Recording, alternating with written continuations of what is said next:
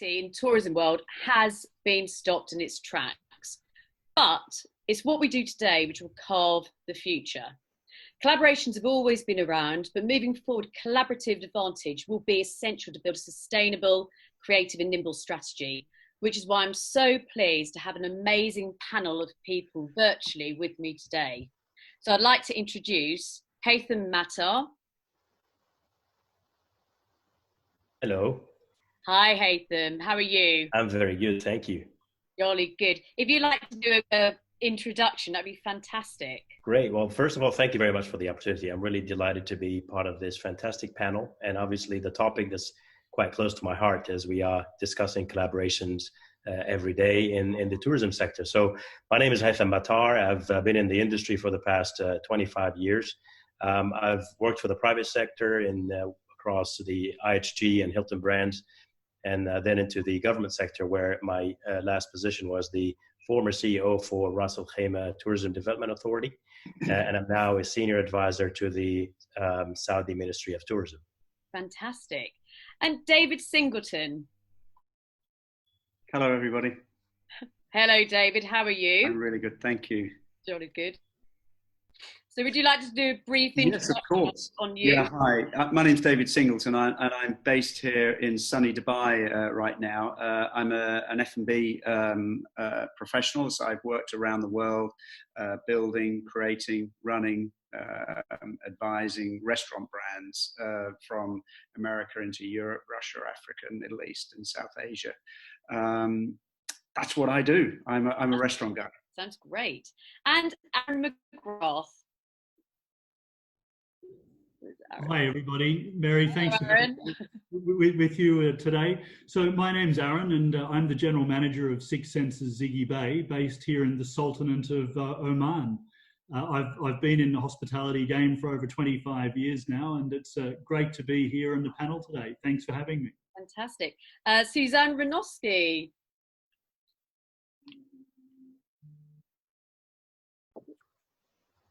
Hello, everyone. It's such a pleasure to be here today. Thank you, Mary, for inviting me on this amazing panel. I'm super excited to discuss the future of travel and hospitality and the way brands can reemerge stronger than ever. I'm the owner of Relevance International, an international PR firm. I'm based in New York City, and we also have offices in London and LA. But we service clients all over the world and help them with strategy around co-branding partnerships, also digital media, and of course, public relations, press in general. So this is a very busy time for us because we have a lot of work to do to get these brands reemerged. Fantastic. That's great. And finally, Catherine Moore. Hello, Catherine. Thanks so much for having me. I'm here to represent wellness and anything spa, wellbeing, fitness related. I have a business called Spa Connectors, a global business that works with hotels, standalone businesses, to help them with concepts, help them to develop business, recruitment, training, and so forth. And so I think it's really important that we discuss today how wellness can help tourism get back on its feet. Absolutely, absolutely. Thanks so much. So I thought I'd just kick off, it's a round table, so really we're going to be talking collectively. But Haytham, I know that, collaborations come in all shapes and sizes. You've come from a sales and a growth and a strategy mindset, but what collaborations are you particularly looking at the moment in terms of getting this right? I think, look, some of the really key collaborations are when you bring the relevant government bodies together, and both the private as well and the public sector, to come around the table in order to work together and put their brains together to find solutions for, as Catherine mentioned earlier, a stronger immersion and a stronger recovery from any financial crisis or a pandemic. So today, for example, a lot of work is being done through the Ministry of Health, Ministry of Transport, Ministry of Chambers of Commerce, because all of these are relevant to the tourism industry as a whole. And we work very close with the hospitality industry as well as the sectors that make up the entire tourism industry. So whether you're a DMC or an individual tour guide or a small business enterprise, everybody has been impacted. So a solution has to come with full guidance from the government and the governing bodies as well. Yeah, I think. What do you think from that point, David, in terms of the F&B? Do you feel the same?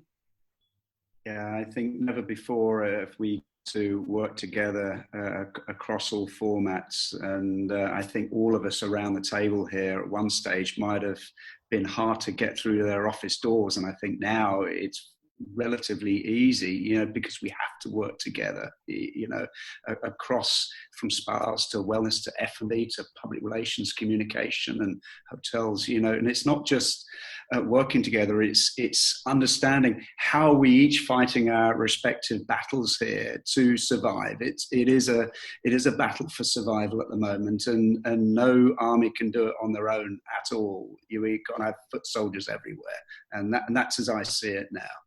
What you said there is the key, is put your ego aside. No one is a competitor anymore. We all need to be working. Weeks than I would ever have imagined before. I've picked up the phone or dropped a message or an email to someone. Can we meet? Can we get half an hour with you? And now we've found so much time. We're not driving anywhere. We've probably got another 4 hours a day in our diaries because we're sat in our home office, and it's relatively easy. And then it's really, really important to make real good use of that time and have an agenda and go in with an end in mind and make very, very good use of it. I think it definitely gives you the, I call it the collaborative advantage. We can't do it on our own anymore. And the fact is it's better together. I think it's always has been the case, but I think as Catherine said, that some egos have come in along the way, and that's been the, knife in the back as such. But Haytham, just going back to your stuff, I found your sort of collaboration. I think when we think about collaborations, we go into that sort of creative mindset. Let's do experiences and match people together, which is great, but you have to get the pillars. And the pillar is, which people are scared about, is that hygiene factor, etc. at the moment. And we have to rethink and revamp and re-strategize. But have you had to do that since this time, and in your role at the moment? Has it changed in terms of the strategy of how you're attracting tourists and working together? Absolutely. So look, whilst the strategy was always focused on driving, mass, big numbers of tourists, you can read from the surveys and the research today, this has evolved where people are now looking for solo travel, maybe small groups, small families, outdoor and adventures becoming very popular, people wanting to connect with nature. So all that sort of makes you rethink your strategy, but also a lot of the surveys outcomes have really shown that people are willing to travel immediately after they see, a brink of recovery from COVID. But the key priority is safety, as you mentioned. So today, a lot of destinations and a lot of companies and hotel companies are going out. Today, IHG announced the Clean Promise. Hilton has a Clean Stay. Marriott also went out with another initiative. But again, if they all come out with initiatives, then what is the brand differentiator? What's your positioning? How are you different than another Clean Stay? So now we see collaborations with Lysol and with other disinfectant companies, and I think this is great. But what we as consumers want to know is, what was the governing body that brought all this together and have a united approach to health and safety? So when we go out and stay in a hotel, we're going to have the same experience, because I think health and hygiene should be consistent no matter if I'm staying at an Intercon or a Four Seasons. It needs to be very consistent. And that's where I think collaboration comes handy, because you're either, you can't afford to be pivoting or not collaborating today. You really need to come on board and play ball with everybody. And as David was saying earlier, people are now more available with short notice. You can jump on a call. We don't have to drive anywhere. And you're getting, industry experts, you're getting industry decision makers to start to think really globally about how we're going to ensure the health and safety of our consumers. And I'm not talking about collaborating with, companies that do audits or companies that offer disinfectants is what is the actual protocols that you want to ensure your DMCs, your restaurants, your hotels are going to implement, but yet still be profitable. You know, we know hotels can't be profitable at a 50% occupancy. We know restaurants can't be profitable at 30% occupancy. So what is the solution, and who's going to put those guidelines together? That's where governments and private sector need to come together on one table and discuss those solutions. How does that work with you, Suzanne, from a sort of PR perspective? Because you have, I know we spoke about it, so like working on that kind of radical localization. So, you know, you start there and you build up into basically going back to sort of international, but you have to do it in phases. But how does this all work from communicating it and being one step ahead to have that advantage all the time? Yes, well, I thought that Haytham said it very well when he mentioned the differentiators. We're always looking at what are your USPs, what are your differentiators. You have to, in my views, do both, where there's a baseline establishment of trust that you're working on, and you're saying it's safe to be here, and of course it's clean, but that's just the basis of everything, which is establishing that trust and that security. But we can't stop there if we really want to draw people out to travel right now, because they not only need that security and safety, but they really need a compelling reason to take the chance. So that means that we have to be more creative than ever. We have to give them a unique opportunity and something that they cannot create in their own home. One of the ways which we might do that is really go deep into some of the trends we saw before COVID, which were edutainment, which is amazing education opportunities and ways for them to touch and feel influential thought leaders that they couldn't before. Anything local, such as local artisans and local food. You know, there's a huge locavore movement, which I'm sure David knows a lot about in terms of the foodie world. You know, really embracing the local experience that just is so different and fresh from what they're living at home, that it's a huge draw, as well as, you know, some sort of purpose. And I think that that's also something that we've been seeing before COVID, and now it's just, this has been the exclamation point all on top of all of that thinking, because people realize now the value of so many different facets of their lives, and that there are so many people out there that need help, need support, as well as the planet, and that we are all international people trying to work together to make the world a better place. So things like sustainability, things like ecotourism, you know, all of these things are going to see a reemergence. We at Relevance International started Relevance for a reason, to help companies try to find their purpose, because we find that a lot of clients don't really know where they fit in the purpose world. With travel and tourism, I think it's really important that we not only give them security, safety, and a great experience, but another layer to make them choose your brand, because there's something deeper there and they can get more meaning out of the travel experience. Yeah. And I think, you know, Aaron, from your side, I mean, being GM for Six Senses Ziggy Bay, I mean, you've got relevance, sustainability, meaning. It's in the most beautiful surroundings, which is ideal for that psychological help which we need, which is Catherine's side from a wellness perspective. But what kind of collaborations do you kind of have in mind in terms of, you know, what Six Senses can be doing for the now, but also moving forward? Because I guess there's also another point with that raw beauty. You might have a few things you may need to tweak in terms of the safety or the hygiene factor, which people are thinking about. But what's your take on that from where you're sitting at the moment? Look, Mary, is a great couple of questions there, and I think, you know, just cutting back over to what Suzanne was talking about briefly, I think, you know, she really hit the nail on the head, that people are looking for experiences. They're looking for experiential travel, and certainly at a luxury resort like Six Senses Ziggy Bay, this is something that we've really been pushing and, you know, pioneering into elements of wellness, into elements of sustainability for decades now. And from our side, I think we found that's been a great success. People are looking for those points of difference. They're looking for a break from that sameness. And I think that focusing more now than ever on things like sustainability, well-being and wellness These are super important points. To the point of hygiene, I think, gosh, that of course that's important, and I think it's also important that there's an element of trust, and we've spoken on that just a few moments ago as well. But I think that brand trust, that brand recognition that the right thing is being done, that best practices are being implemented, whether they come from local government or whether they come from experts in a hygiene field.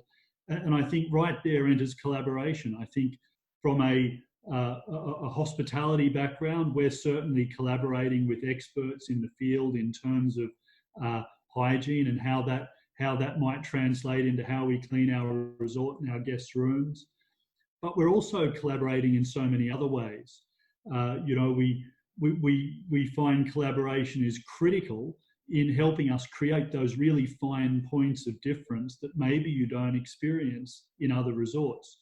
An example of that is, for example, one of the MGOs that we work with called the Oliver Ridley Project, which is a fabulous sustainability-based program that allows us to keep a marine biologist here in site in residence at Six Senses Ziggy Bay. We also do a lot of collaborations with some of our visiting practitioners on a wellness side, and that brings an edgy, new, and ever-evolving wellness perspective to our existing wellness product at the resort. And so these are really critical. And then, of course, you've got market collaborations, social influencer collaborations that really allow our guests to see our property from the guest's viewpoint. And it gives a richness to that marketing message. So for us, honestly, Mary, collaboration is absolutely critical at all levels. Yeah. And Catherine, from your side, I mean, you've been in the wellness world for many years, but from a sort of, no, you're smiling, sorry, a few years. But with regards to, you mentioned the wellness traveller the other week. Can you go through the what is a wellness traveller? Absolutely. It's quite interesting. Look at wellness travellers. We can break it into two categories. So you've got your primary wellness traveller and your secondary wellness traveller. Your primary wellness traveller is someone who is going to a destination like your Shiva Soms or your Lanzarote. It's solely for wellness. They're expecting that wellness from meals to treatments is throughout the whole experience. Your secondary wellness traveller is someone who is looking to travel, whether it's leisure or corporate, and they want to have some form of wellness throughout their stay. So maybe if it's a corporate traveller, they'd like to have a healthy breakfast or healthy meal options. They want to have a great gym. They want to have something in their room that can help them work out. Maybe there's options on their TV to be able to work out in their room, or what have you, yoga mat in their room, whatever. It might also, if it's a leisure guest that's a secondary wellness traveller, maybe they want to go with their partner or a group of friends or something, but they want to be healthy in the day, but at night they want to drink, they want to eat a hamburger, they want to chill out, whatever. But it's about having that bit of a balance. And I think when you look at the stats, it's really interesting. The expenditure that are coming from both of these travellers is much higher than the average traveller, and the growth of it year on year globally is incredible. So seeing a bigger growth in the secondary wellness segment, and so that's why every hotel group under the sun is trying to do wellness in some way or another. But the primary wellness sector is still growing, and there's still people looking for a various array of wellness offerings. So whether it's you could spend $1,000 a night at a Shiva Som, or you want to go to a retreat in Bali where you can spend $200 a night and have it all inclusive. There are many options out there, but people are actually spending their money on this now and allocating their leave for these sorts of things because they are prioritizing wellness. So I think what we're going to see from this COVID situation is that after being in lockdown, after being confined, not just from a physical perspective, but from a mental perspective, people are going to want to have these sorts of experiences. Whether it's a balanced option, I probably would say people will want a balanced option. They'll want to be able to break out, have a bit of fun, but also be able to look after themselves from a wellness perspective. I think that's what we'll see. And I think also that's an option for hotels needing to come back online to attract local tourism. I think that's an interesting proposition. I've been speaking to a few hotel groups over the last few weeks where they're looking at strategies of what to do. And a lot of them are focusing for the next few months on staycations and the domestic market and saying, okay, let's do something where we can be attracting people to come for a long weekend or 3 or 4 days, and it's just focusing on giving them wellness options and just getting out of the headspace that they've been in for the last 8 weeks plus. Haytham, on that side, when you talked about your 3 phases of domestic travel, then the travel tunnels, then international, do you feel that the travel boards within the, whether it's Ras Al Khaimah, Visit Dubai, Saudi, have they collaborated in the past, or do you feel that's something which, again, really needs to be strengthened, where the domestic travel and moving people from, from Yes. one to another? Is that essential, or is that being done at the moment? I mean, look, it's different for Saudi. Saudi has a tourism ministry that is the overall, overarching body for tourism across all the 13 regions. In the UAE, you have individual tourism boards that has a tourism council, sort of, that sits under the Ministry of Economy. I think they could be a little bit more active in bringing everyone together in putting their heads together and putting promotions together and ideas on how the citizens and residents of the UAE can enjoy the entire country.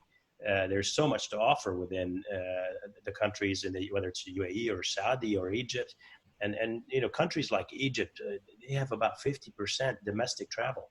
It's a huge population, and the government encourages domestic travel by ensuring that Egyptians have a 50% discount off your bar rate at any hotel. So what you need to do is just show your ID of residency, and you get a 50% discount. So there's so much push for domestic travel.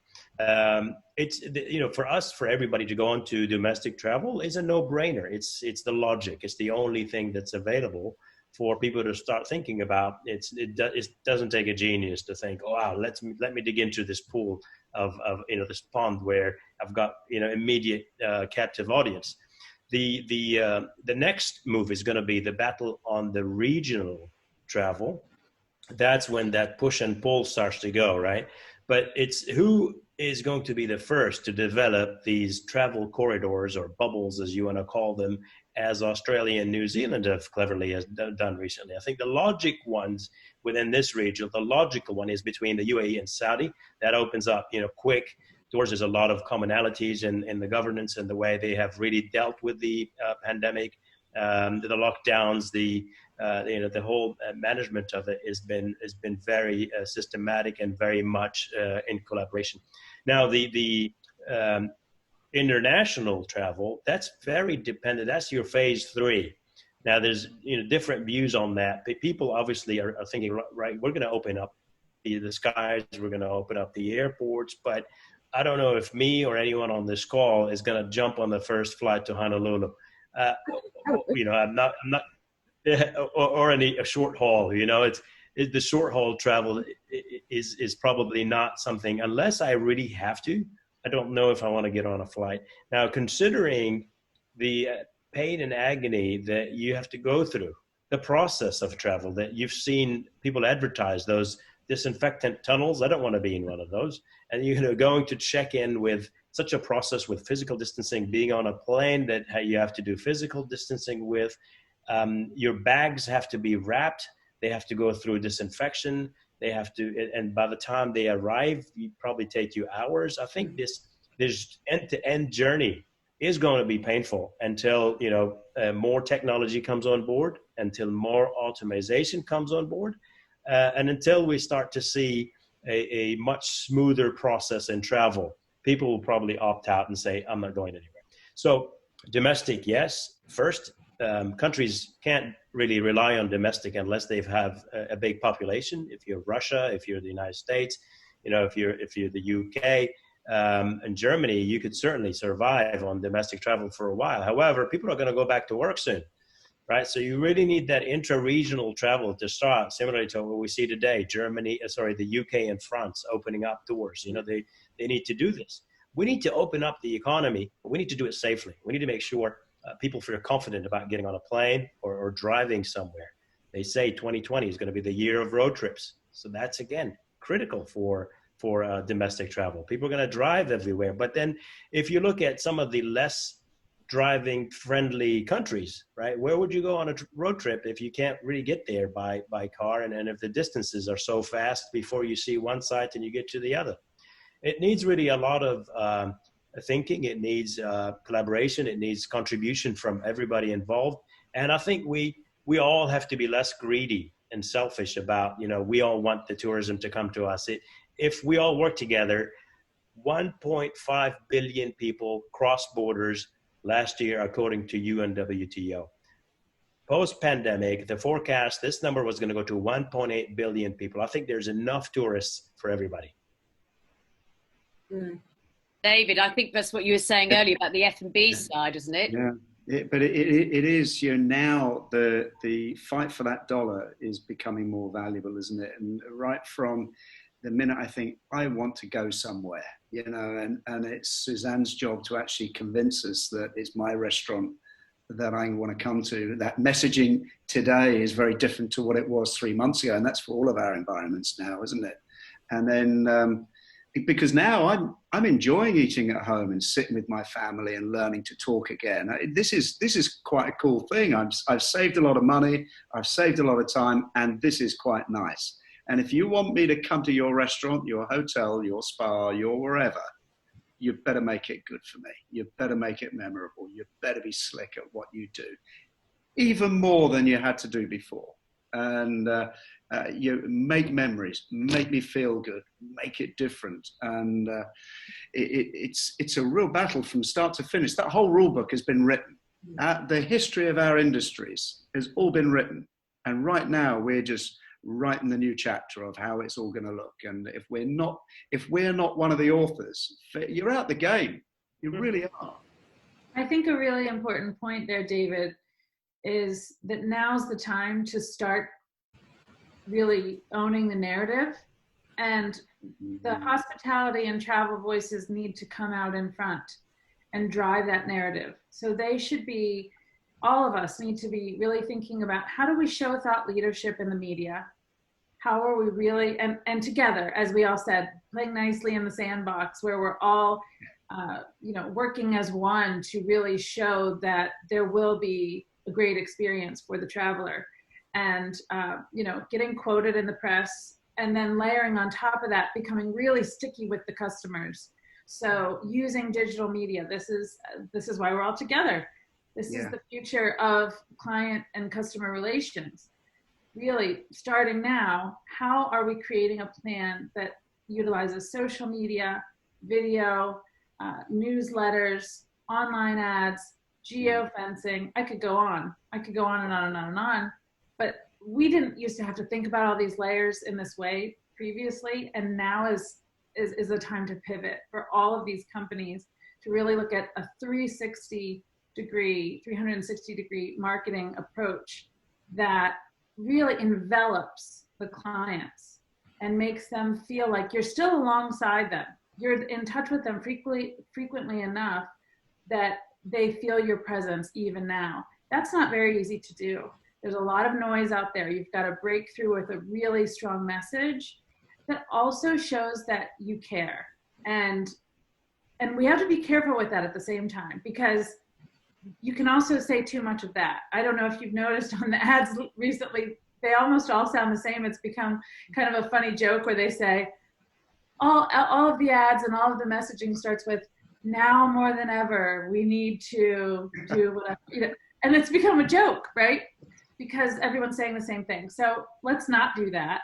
Let's totally shake it up and talk about something inspiring that's going to get people up and out and really salivating for that next travel opportunity, because it's starting, it's percolating. You can see it on social media. People are like dreaming of, oh, I can't wait till I can get on a jet again to go to this amazing place. And they're so hungry for that, right? So This is what we do now is we plant those seeds. We do show to Aaron's point and to Catherine's point, the influencers activating your space, create some momentum, teasing up. People are starting to come back. We're going to slowly unveil the visuals of we're getting ready for you. We're getting ready for you to come back. This is all done through video.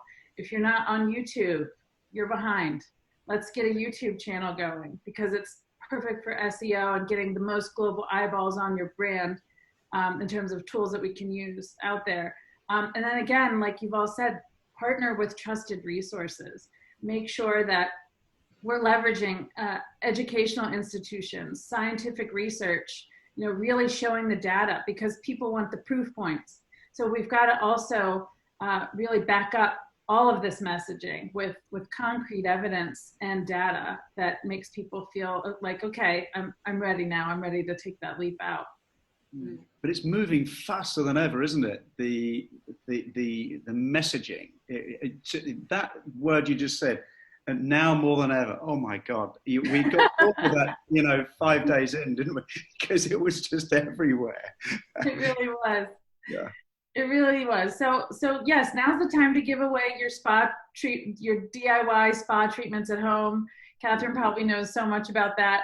And David, your recipes, and make them, really say, they do care. They're going to give away their secret sauce, and I'm going to think of them when it's time for me to book my first trip out. So that's a huge part of the success of travel going forward.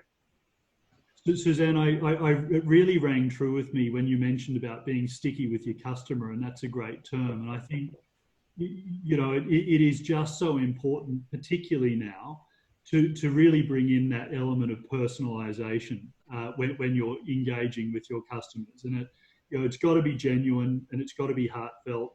And I think that's something moving forward that we're going to see a lot more of as well.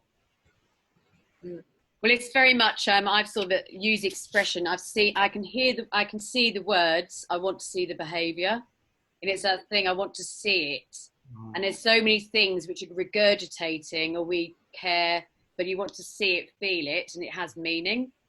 But guys, we could go on for hours, but we've run out of time nearly. We've got 2 minutes left. What I thought I'd really love you guys to finish off on is one piece of advice which you could leave the webinar on today for the viewers to sort of take away. So Catherine, starting with you, what would be your one killer piece of advice?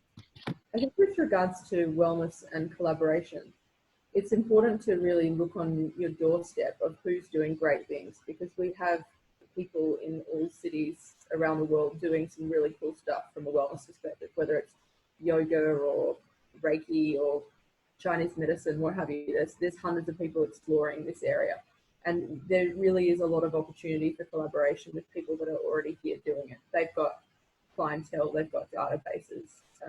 So hotels can work with those people and bring it together and really do some great collaboration. So you don't have to worry that you don't have the expertise in-house. You don't have to worry that we can't fly people in. There's things that can be done right now, and people that know what they're doing here on our doorstep. So I would suggest that that's a great place to start. Great. David, what about you? I said it earlier about your messaging, really. Just think slowly and act very fast in what you do, because you can kill a business or make your business in a very short space of time. And when you do have your guests in your restaurant or in your hotel, just look after them, and forget about all these masks and all the paraphernalia. It's part of our lives for now, isn't it? Just get on with it. We can still be lovely. We can still smile. We can still communicate. We've got all chefs and everyone in the place. Make it memorable. Make it right. Right. Aaron, what's your take out? Look, I think trust is everything. And so I would say build those trusted relationships, whether it be through collaboration or with your partners or with your guests. I think it's just so important now more than ever to absolutely deliver on promise, to absolutely provide that memorable experience. I think experiential tourism is here to stay, and I think, you know, that can only be amplified through trust. So that's my advice. Haytham? I really like what everyone said, but also one that really captures my attention is the collaboration with customers. And I think there's two folds here. One is governments have gone out with a number of stimulus plans, but when your ears are close to the ground, the beneficiaries don't feel that was enough, or don't feel that was necessarily beneficiary. So the collaboration really requires to ask the people on the ground, what exactly do you need? So if I'm offering help, I should probably ask you, what do you need before I can offer help? Because just giving you something that's framed and say, look, this is going to help you, when you unpack it, and then you realize, oh, this is not all the tools I actually need for me to stay on my feet. The other part is when, collaborating with customers. And today we talked about experiences, and people are looking for experiences. My advice to the tourism industry is, don't go out there with a price war. It's going to be, the race to the bottom, I say, with pricing. People are willing to pay if there's trust, if there is protocols that are rigorously implemented across all the travel touchpoints, right? So I feel safe. I don't mind paying for it. And for restaurants like David's, or for hotels, to be able to operate at such low levels of occupancies, they can't afford to do that unless they're going to be able to get, what's their menu's worth, or what's their room's worth. For them to start discounting, that's it's killing the market, and two, will be from one crisis to the other, because the market will take at least 2 years to recover from a pricing strategy. So my really piece of advice that I want to make sure that tourism industries out there, don't go out in destinations trying to, cheap sell yourselves for no reason. Focus on the important. It's the safety, protocols, health and hygiene. That's what everyone wants. Suzanne, finishing off with you, what's your killer tip? Oh, everyone said everything so eloquently that I wanted to say, but to be honest, I think in the future, wellness is the new wealth. So keeping that in mind, think about that and weave that thread through everything you do. Reassure your clients and customers they will be taken care of, as David said. And we're going to make your life better and anticipate those needs through a really robust reemergence strategy that you develop now that really does think through every challenge, every point of resistance, every point of resistance to why someone might not want to come and see you right now. And take those challenges and build them into opportunities by creating partnerships that fill those gaps, and strategize ways to, just have a rebuttal basically for anything that's going to drive business away, because you've already thought it through. This is why luxury marketing works so well. You've anticipated the need, you've anticipated the thought, and you already have thought through the solution. So it's our job now as professionals in the travel and tourism industry to anticipate those needs again. They're just different needs. Wow. Thank you so much for each and every one of you. I know it's been actually quite easy to get us all together, but I really appreciate it. And I'm honoured to be on a panel with you. And I'm sure the viewers will walk away with some absolutely amazing tips. And this is a prime example that collaboration does indeed sort of make us stronger, and we are better together. So thank you so very, very much. Thank you. Have a great day. Good to see you all. Thank you.